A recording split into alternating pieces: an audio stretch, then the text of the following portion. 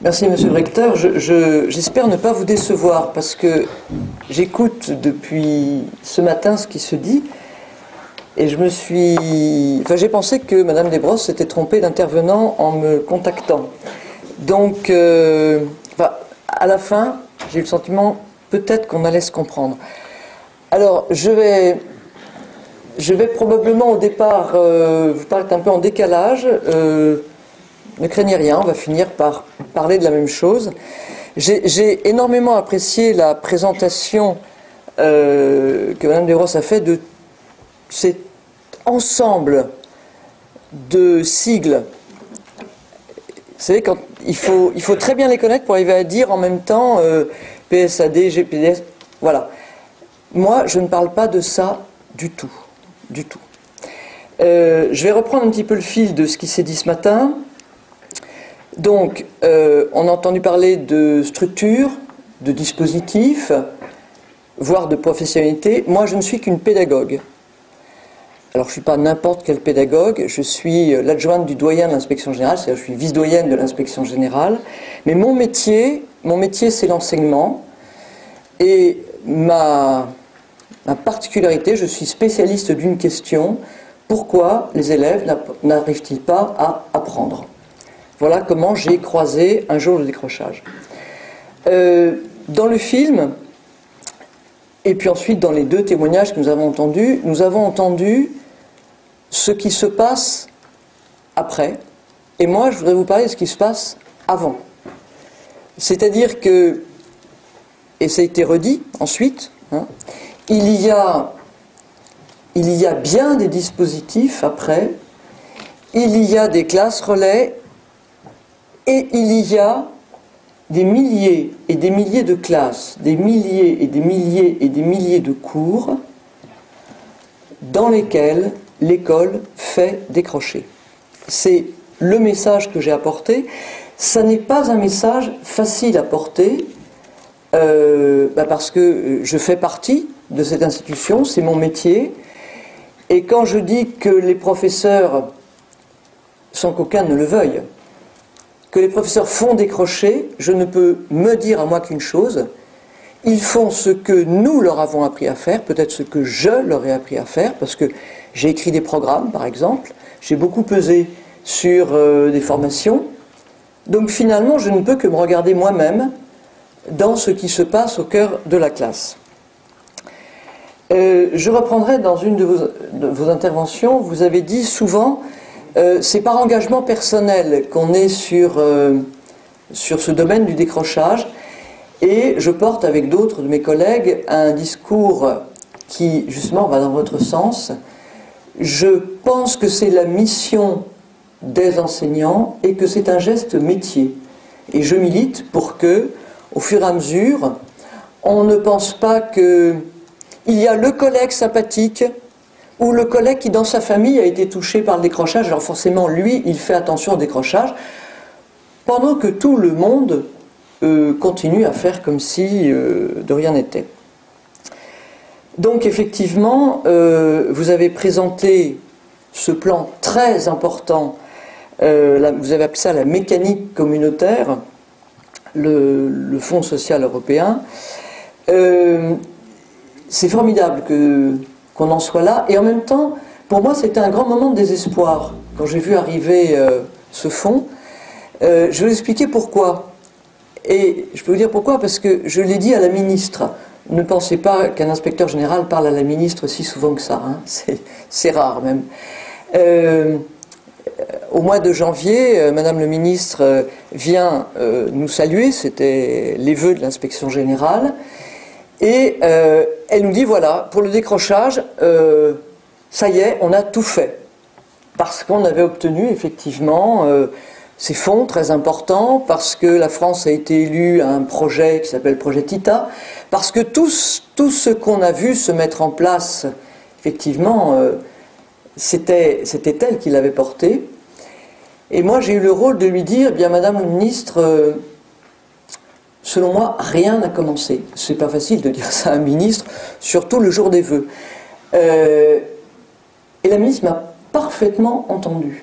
Elle s'est arrêtée, elle s'est tournée vers un de ses conseillers, et elle a dit, je peux le répéter puisqu'elle l'a dit à la tribune, hein, au micro, c'était pas du tout un scoop. Oui, c'est vrai, je me suis peut-être trompée en parlant aux journalistes. Et moi, je lui ai dit, aidez-nous à porter la voix auprès des enseignants. Si les enseignants ne savent pas tout ce qui se fait, je pense qu'on ne changera rien au problème du décrochage. Alors, je vais donc en venir aux raisons de ma présence ici. J'ai effectivement coécrit avec des collègues de l'inspection générale, il y a 3 ans maintenant, un rapport qui, on va dire, a fait du bruit. A fait du bruit dès qu'il est paru, d'abord parce qu'il porte un titre bizarroïde.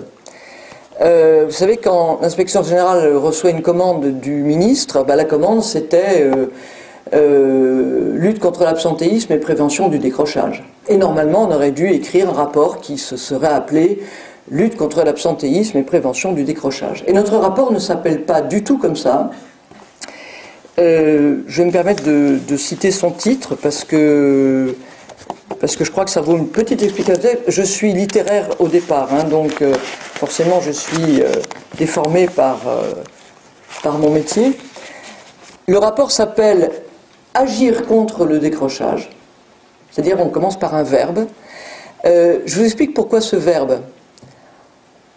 Dans notre rapport, nous avons fait la démonstration que depuis plus de 10 ans, tout le monde savait tout sur le décrochage. Nous ne voulons pas faire un rapport de plus sur le décrochage. Tous les pays qui nous entourent, toutes les institutions qui travaillent avec nous, tous les chercheurs qui travaillent avec nous ont décrit le phénomène du décrochage. Et dans votre film d'entrée, il y avait cette phrase, je vais me permettre de le redire, c'était pas exactement ces mots-là, mais en gros c'était « il y en a marre de ces rapports qui ne servent à rien ». C'est exactement le sentiment que nous avons eu, nous, en l'écrivant. On ne veut pas en écrire un de plus, on veut agir. Alors, après ce début de titre, il y a 2 points. Alliance éducative et approche pédagogique repensée. C'est de ce rapport qu'est né ce concept d'alliance éducative. Je vais vous l'expliquer, ce concept, parce qu'il est en train de se déformer. Alors, c'est pas grave, hein, voilà, nous sommes un monde vivant et c'est normal que les idées bougent. Mais je voudrais dire, au départ, ce qu'est cette alliance éducative. La France a une particularité sur le plan scolaire. Nous avons 2 métiers, là où les autres pays n'en ont qu'un. Nous avons des enseignants et nous avons la vie scolaire. Et je vais reprendre, généralement c'est mon collègue qui pilote la vie scolaire qui se permet cette caricature, et je vais le faire pour lui ce matin puisque je suis toute seule. Dans une classe, bien sûr pas quand l'inspecteur est là puisque c'est interdit, donc ça n'arrive jamais. Mais ça arrive tout le temps. On sait que pour certains élèves c'est 30% de leur temps. Il y a un moment où c'est plus possible que l'élève soit là parce qu'on ne supporte pas. Donc, un tel va à la vie scolaire. Et comme dit mon collègue, on ne sait pas où il va. Ça doit être un lieu avec des plages de cocotiers. Enfin, c'est sans doute très bien puisqu'il y va. Il n'en revient pas. D'ailleurs, il n'en revient tellement pas que quand le professeur accueille cet élève le cours suivant, il ne lui demande pas ce qu'il a fait. Je vais pousser, je ne raconte que des faits observés. Il arrive que le professeur fasse une interrogation écrite, dont une partie porte sur le cours que l'élève n'a pas eu la chance de vivre. Et puisque le professeur n'en dit rien, il est en train de faire démonstration que c'est peut-être pas important d'être en cours. Que se passe-t-il quand cet élève arrive à faire cette partie d'exercice qui porte sur un bout du cours auquel il n'a pas assisté? Là, on commence à rentrer dans des situations pédagogiques extrêmement gênantes. Notre idée d'alliance éducative, elle commence là. Jusque-là, dans les établissements scolaires, le problème du décrochage, qui est lié au problème de l'absentéisme dans nos représentations, c'est le problème de la vie scolaire. Et pour nous, l'absentéisme, le décrochage, ça n'est pas le problème de la vie scolaire. c'est bien sûr le problème de la vie scolaire et des enseignants. Et j'ai pas dit « et du professeur principal ». J'ai pas dit « et du professeur sympa qui veut bien s'occuper du décrochage ». L'alliance éducative, elle commence à l'interne. Nous l'avons écrit, puisque après ce rapport, on nous a demandé de continuer à travailler. Donc j'ai animé pendant 1 an un groupe de travail chargé d'élaborer les leviers pédagogiques qu'on pouvait mettre en œuvre à l'intérieur de l'école. Je voudrais dire que quand je dis école, je ne parle pas exactement comme vous. Dans vos diapositives, j'ai repéré qu'il y a quelque chose que vous ne citez jamais. Vous parlez de lycée GT d'ailleurs, vous parlez de lycée pro, vous parlez de collège. Je voudrais vous parler d'école et je voudrais vous parler de la maternelle. Nous avons fait la démonstration que le décrochage peut commencer extrêmement tôt. Extrêmement tôt. Et vous avez dit d'une phrase, le décrochage est un processus très long. Je voudrais juste en dire un mot. Nos 2 témoins ont toutes les 2 dit, dans leur histoire, des problèmes personnels qui ont fait que. Mais moi, je vais vous raconter d'autres histoires. Je suis intervenu à Rennes exactement dans les mêmes circonstances qu'avec vous, et ça commençait aussi par un film dans lequel on voyait aussi une jeune fille qui racontait son histoire. Et bien, elle ne parlait pas de problèmes personnels. Elle disait, à un moment, l'école, ça m'ennuyait profondément. Je ne voyais absolument pas à quoi tendait ce que j'étais en train de faire. Elle n'était pas spécialement mauvaise élève. Elle a totalement décroché. Elle a gravement décroché. Et elle disait, ça avait fait rire toute la salle, elle disait, c'est dommage d'ailleurs parce que ça pourrait être intéressant l'école. Ben oui. Autrement dit, lorsque je suis face à des personnes qui, à tel ou tel endroit, s'occupent de décrocheurs, tous disent la même chose. S'ils s'occupent de 10 jeunes, il y a 10 histoires de décrochage. S'ils s'occupent de 20 jeunes, il y a 20 histoires de décrochage. Des raisons personnelles, des raisons médicales, des raisons sociales. Mais toutes ces histoires ont un point commun. Quelque chose qui aurait pu se passer dans la classe ne s'est pas passé. Et elles ont presque tout un point commun. Quelque chose s'est passé dans la classe qui a engendré le décrochage. C'est de ça dont je voudrais parler. Pourquoi l'école crée-t-elle du décrochage? Parce que notre système est fait pour ça. C'est extrêmement brutal ce que je dis. Mais si on regarde notre système tel qu'il est, je vais le prendre à son terme. Lorsque la directrice de l'ADEP doit, chaque année, commenter les résultats du bac, elle nous dit qu'elle convoque les journalistes qui sont des journalistes de métier, les journalistes des grands journaux qui sont spécialistes de l'éducation, ils savent de quoi ils parlent.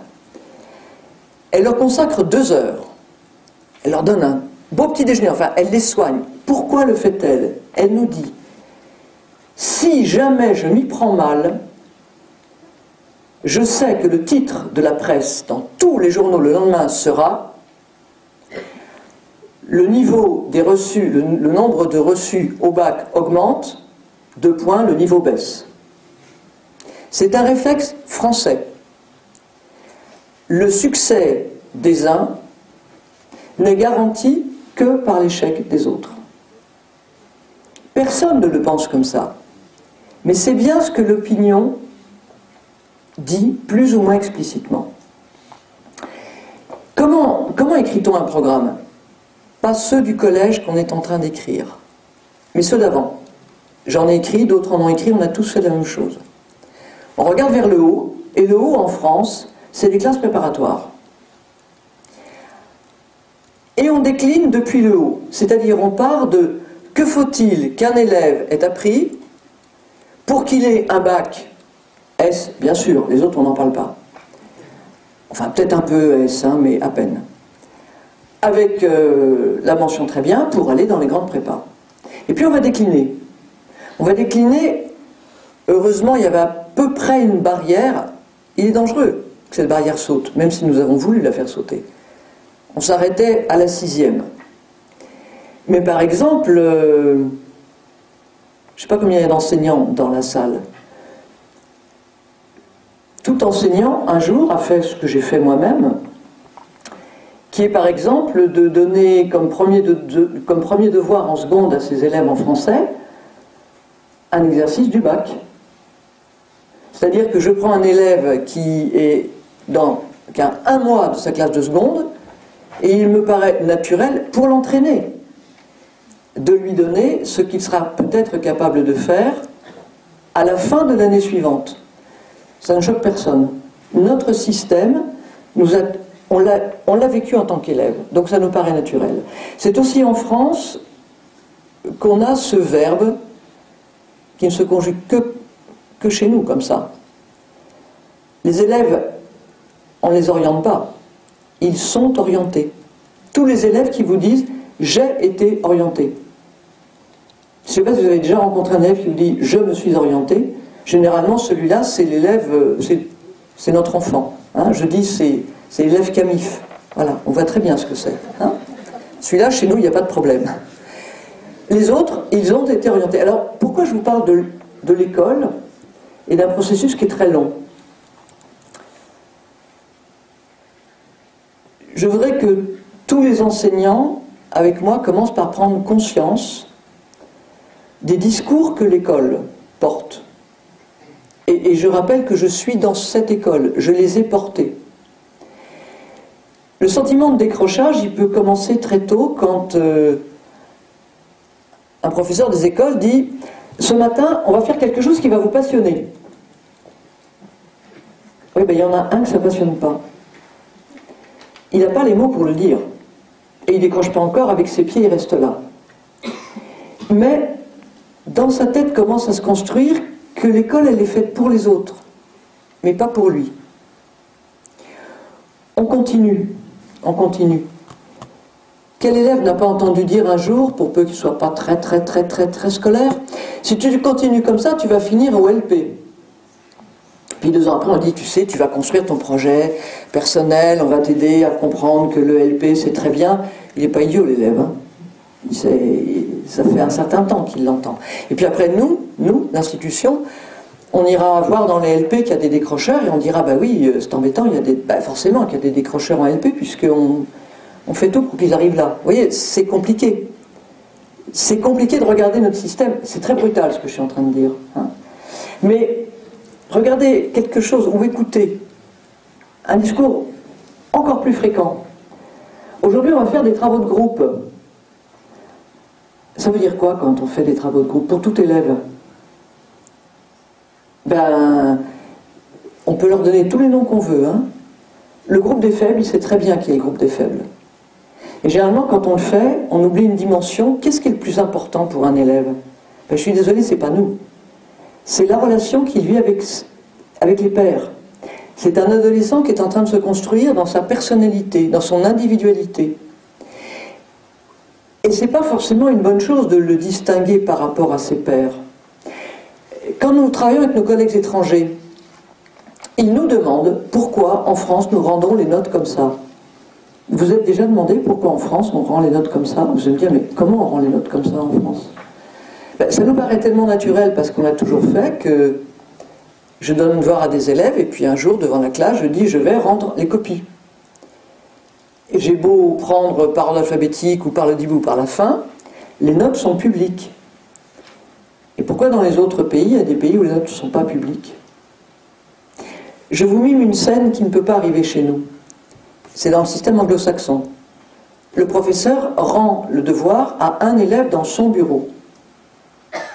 Quand l'élève ressort, il a le droit de dire à ses camarades ce qu'il veut. Il a le droit de dire qu'il a une bonne note.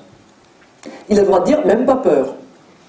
Il a le droit de dire, de toute façon, moi je m'en fiche, et puis de toute façon ça m'intéresse pas, et puis enfin je vais pas vous imiter ce que les élèves disent des professeurs, hein, mais bon, elle m'aime pas, bon, c'est son problème, c'est sa vie d'élève. L'important c'est ce qui s'est passé entre le professeur et lui quand on rendait le devoir. Ben, quand nos collègues étrangers nous disent ça, on se dit tiens c'est vrai, on n'a jamais pensé à ça. Et on a entendu de beaux discours, et tant mieux. Moi, je suis là pour vous en rapporter d'autres, beaucoup plus douloureux. Dans notre travail d'inspection générale, vous savez comment se fait un travail d'inspection générale, on part deux par deux dans des académies, et dans une académie, on entend tout le monde, le recteur, ses services, les inspecteurs. D'ailleurs, j'espère que tous les inspecteurs sont dans la salle, parce que c'est sur eux qu'on va s'appuyer. Et puis, on va dans l'établissement et on écoute. Et on écoute tout le monde, et on écoute des élèves. Et on a été dans des plateformes, et on a entendu des élèves. Et je vais vous dire, on ne savait plus où se mettre. Je vous rapporte le propos d'un élève de l'académie de Clermont-Ferrand. C'est une académie qui ressemble à celle de Dijon. C'est un élève qui n'est pas... c'est pas un rebelle, c'est pas un voyou, c'est un élève. Enfin, c'est un ex-élève. Et il nous dit ceci.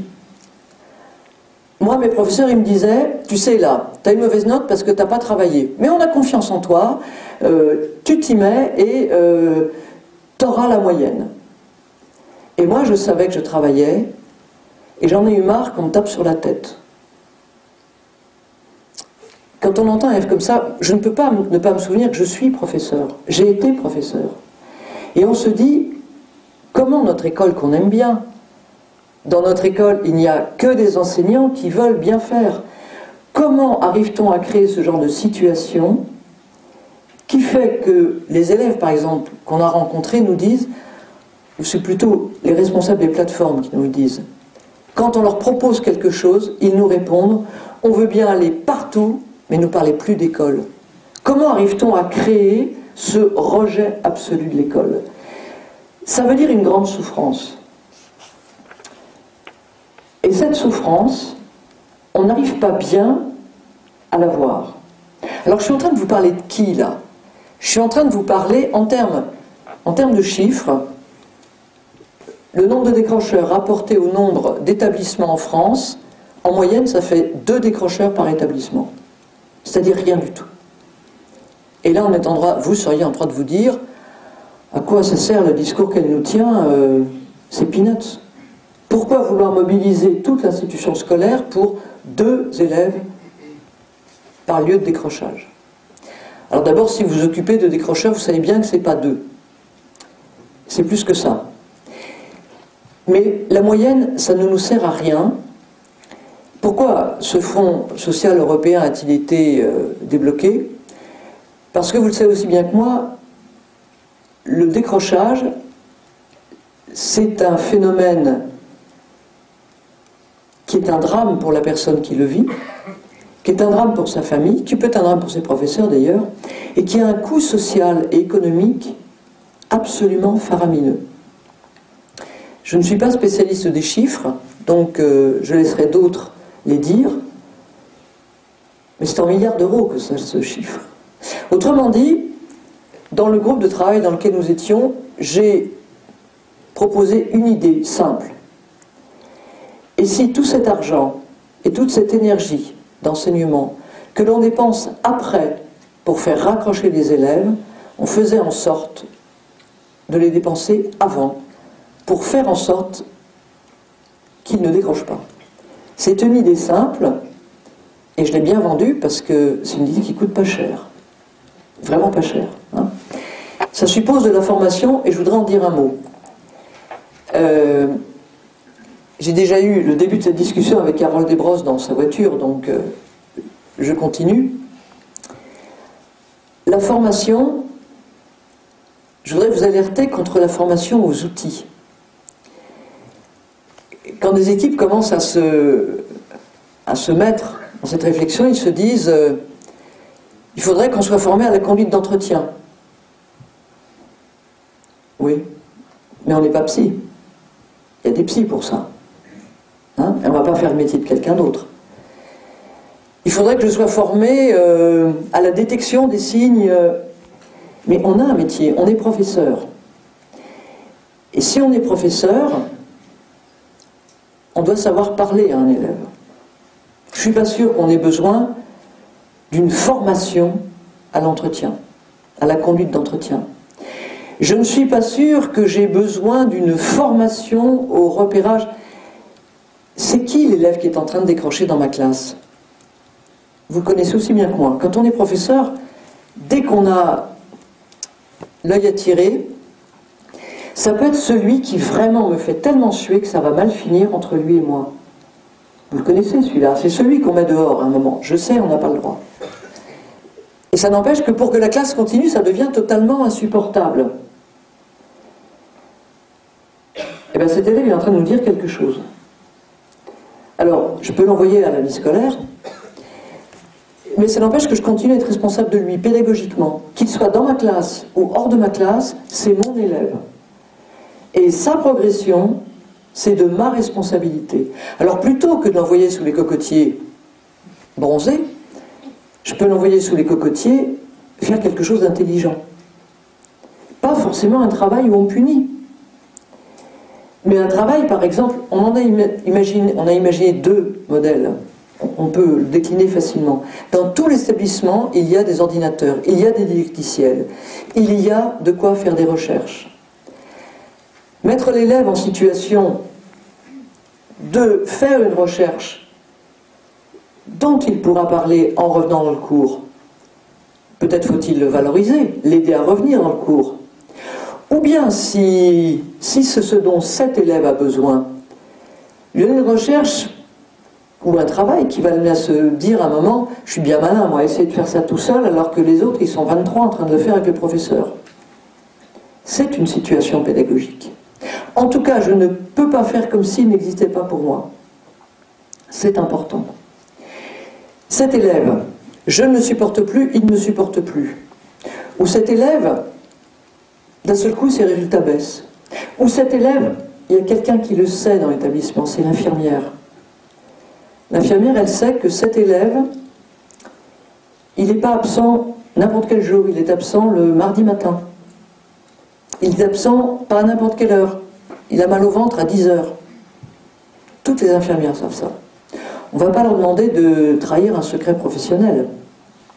Mais voyez, si l'infirmière ne parle pas au CPE, qui ne parle pas au professeur, qui ne parle pas aux parents, pourquoi faut-il absolument que les parents soient là? Donc nous, l'alliance éducative, on la situe au niveau de ce qu'on appelait la communauté éducative. La communauté éducative, c'est tous les adultes qui sont liés à un établissement. Et parmi eux, il y a les parents. Pourquoi c'est essentiel en cas de prévention du décrochage? Il n'y a rien de plus déstabilisant pour un élève qui est un enfant, et c'est pour ça qu'on a besoin des parents, c'est le même, que d'être pris entre des discours qui sont divergents. Imaginez que moi, je sois en train de dire à mon élève, écoute, là je comprends qu'en ce moment ça va pas bien, tu n'arrives pas à t'en sortir, tu es fatigué, tu ne fais pas le travail, eh bien écoute, on va passer un contrat. Je te demande rien pendant 3 semaines. Vraiment, je te demande rien. Mais dans 3 semaines, au moment du devoir, je t'aiderai, mais je t'attends là. Ça, on l'a écrit. Passer un contrat avec l'élève. Pas n'importe quel contrat. Mais, suivez-moi. Si pendant ce temps-là, ses parents, qui ont conscience du même problème, lui disent, mon petit père, c'est fini, hein. Plus de Game Boy, plus de sortie, faut que tu bosses. Vous voyez, l'enfant-élève, l'élève-enfant, il est pris entre deux discours. Forcément, il va échapper. C'est normal. Il va échapper avec ses pieds ou avec sa tête. Ces signes-là, je dois savoir les voir. Et moi, en tant que professeur, si mon élève, en ce moment, vraiment, il manifeste que dans ma classe, il a besoin de faire le clown, ou qu'il a besoin de se farcir le professeur qu'il a et qui est moi, ben, je ne suis pas le seul enseignant de cette matière-là, dans cet établissement-là. Et si, après tout, il n'y a pas d'autres enseignants de ma discipline qui veulent le prendre, sa vie ne va pas changer parce que pendant une semaine, il va manquer 4 heures de français. On a tous manqué des cours, on s'en est tous sortis. Alors, si un autre professeur le prend en charge à ce moment-là, il se passe quoi pour cet élève? Il se passe qu'il est dans une autre structure, avec d'autres élèves, il ne va pas jouer le même jeu de rôle.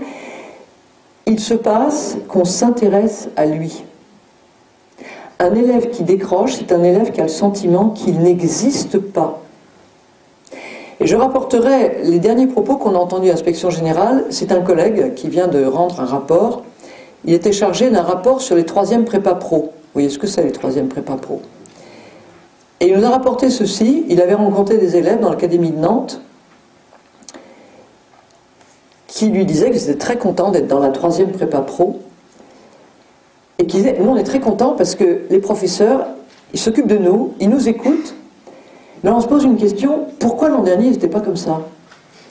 Mais attendez, ce n'est pas d'autres professeurs, c'était les mêmes professeurs. Les mêmes professeurs. Et les élèves, ils ne comprenaient pas. Et mon collègue s'est retourné à moi, on était en journée de formation, il m'a dit, pourquoi les professeurs, ils ne faisaient pas comme ça avant? Et je lui dis, t'as pas compris la réponse? Ben, c'est parce que l'année d'avant, ils avaient les programmes. En 3e prépa pro, on est libéré des programmes. Ça aussi, c'est un signe de l'école française. L'école française, c'est être bien à l'heure, si possible en avance. C'est important d'être en avance. Hein. Bon. Avoir tellement fini le programme qu'on commence le programme de l'année suivante, et puis surtout finir le programme, tant pis si on finit tout seul. Combien de professeurs finissent le programme tout seul? Voilà. Il y a un moment, on est obligé de se dire, ça sert à quoi? Alors, par chance, pour l'école, pour le collège, il y a la réforme de la scolarité obligatoire. C'est vraiment quelque chose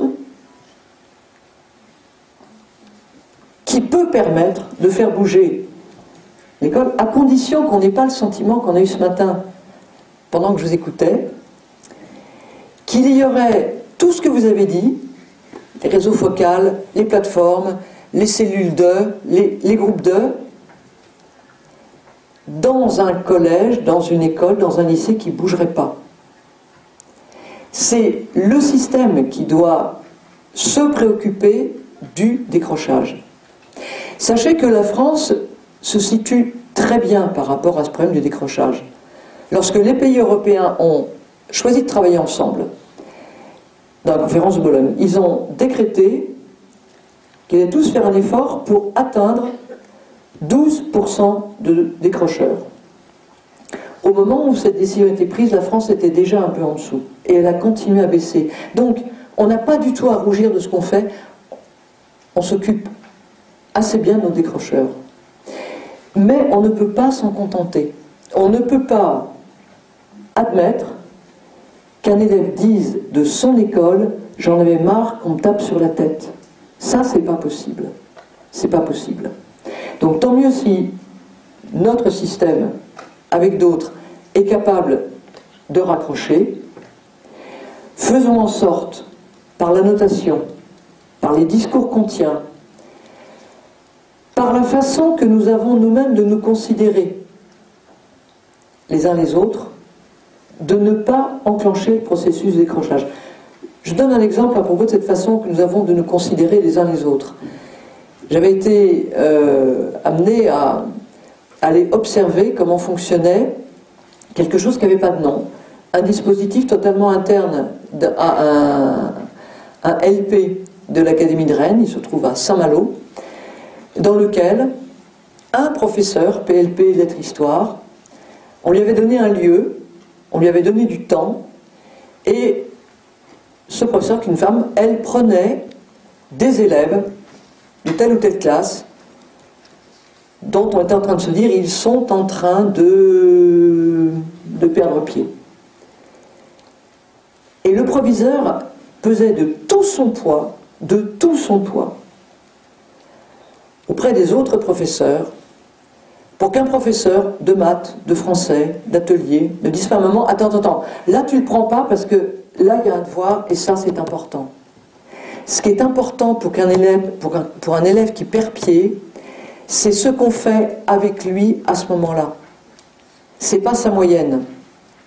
S'il raccroche, il rattrapera. S'il décroche, il est perdu.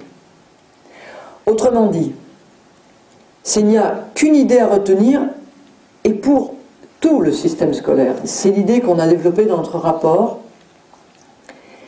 la réponse au décrochage, la prévention, c'est ce que nous avons copié chez les anglo-saxons, c'est un slogan, un élève, un projet, une équipe.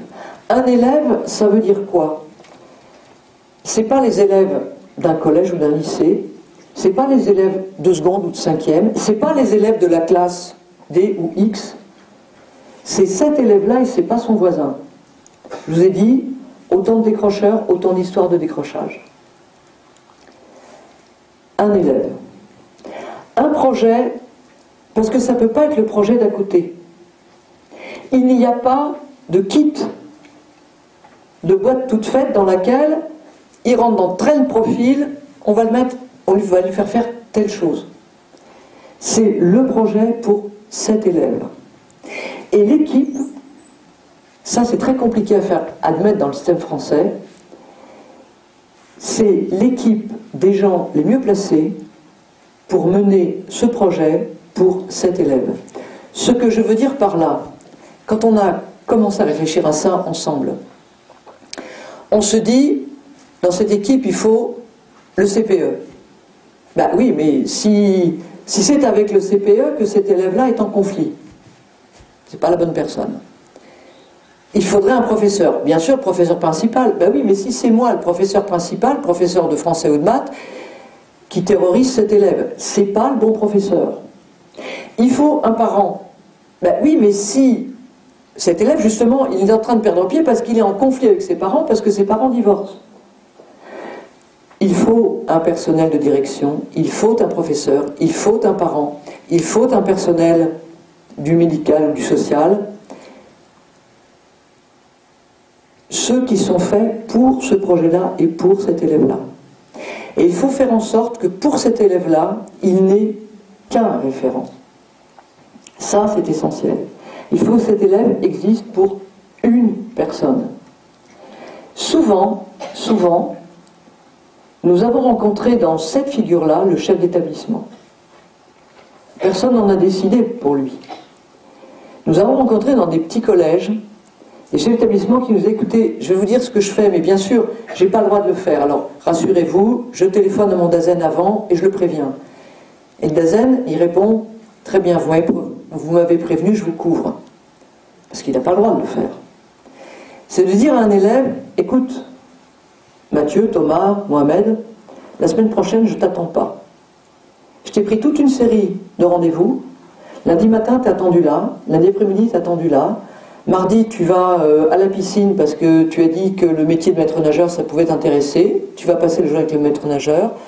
Mercredi, tu es attendu au CIO. Jeudi, tu es attendu. Et vendredi à 3h30, on a rendez-vous tous les deux. Et tu vas me parler de ta semaine. Voilà. Et il y a des principaux qui se disaient, ce gamin-là, je ne peux pas le laisser tomber. Et comme il n'avait pas de structure, il faisait ça tout seul. Ce qu'on est en train de mobiliser, c'est de faire en sorte que toutes ces énergies arrivent à travailler ensemble. Parce que bien sûr, ce principal, c'était compliqué pour lui. Alors que s'il y a autour des réseaux, des dispositifs, des classes relais, d'autres établissements autour qui peuvent dire « je suis là, j'ai la personne qu'il faut, j'ai la structure qu'il faut, je l'attends », c'est beaucoup plus facile. Donc vous voyez, surtout, il ne faut pas laisser les enseignants à la porte de ce qu'on est en train de faire. On peut tenir tous les discours qu'on veut, on peut faire tous les dispositifs qu'on veut. Si on continue à être dans un système dans lequel, en une phrase je peux le caricaturer, l'élève qui n'est pas bon et qui le sait, il est le moins bon de la classe. Tous les jours, dans tous les cours, il va avoir un moment où on va lui dire qu'il est le moins bon. Même celui qui progresse. Forcément, la classe aussi, elle progresse. Donc il est toujours le moins bon de ceux qui progressent. Cet élève à qui on dit, et je terminerai là en conclusion, t'as pas assez travaillé, t'as un mauvais devoir, mais bon, t'as 7. Mais j'ai confiance en toi, tu peux avoir la moyenne. Vous croyez qu'il y a un élève qui est suffisamment nul en maths pour croire à ça?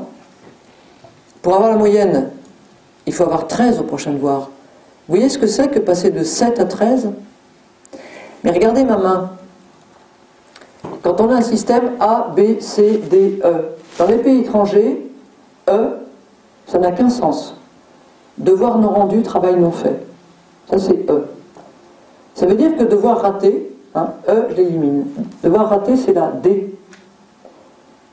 Et à ce moment-là, le discours devient: écoute, tu as raté ton devoir, mais on va s'y remettre. Et tu peux avoir la moyenne. La moyenne, c'est C. C'est là qu'est la moyenne. Et passer de D à C, ben ça, on peut y croire. Condition, bien sûr, que vous ne m'inventiez pas C+, C, C-, C-, D+, enfin bon, d'accord, vous connaissez le système.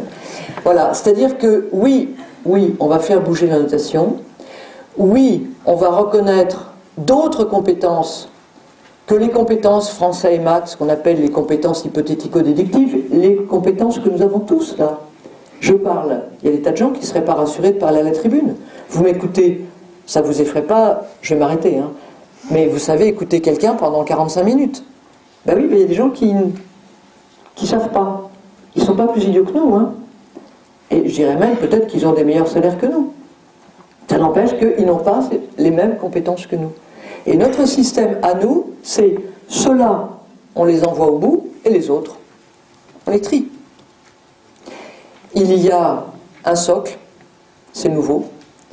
Il y a, dans la réforme de la scolarité obligatoire, de l'AP, des EPI, peut-être que vous entendez beaucoup parler, ça va toucher le lycée, on espère. On est en train de bouger doucement, on est en train de faire bouger l'évaluation. Il faut absolument que tout le monde s'y mette.